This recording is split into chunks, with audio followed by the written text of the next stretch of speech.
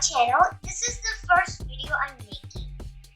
Today I'm just gonna show you Maker's Empire and how it works. I'm just gonna record one of the designs and like analyze the stuff while recording the design, okay?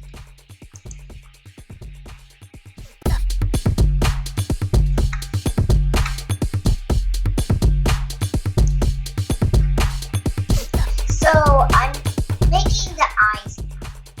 I'm making the base of the eyes, adding 2 lines, and the moon for the back. Then I'm gonna add the pupils. Add a circle, stretch it out as a oval. If you want to make it a shock face, you can just make the pupil much smaller. I'm making this design just for fun, because I like to have fun. So now I'm making the mouth.